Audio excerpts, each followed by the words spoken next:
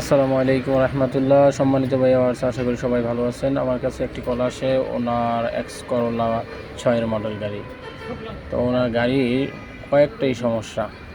প্রথম সমস্যা, ওনার গাড়ি সকালবেলা স্টার্ট করলে গিয়ার দিলে গিয়ার ধরে না, অনেকক্ষণ পরে গরম হলে গিয়ার ধরে, এবং সামনে ভাগেও কম, সামনে রেসও খুব কম, পিক আপ দেয় গাড়ি, খুব শক্তি নেয়, ইঞ্জিনের সাউন্ড বেড়ে যায়, কিন্তু গাড়ি ভাগে খুব কম, ব্যাক গিয়ারও শক্তি খুব কম।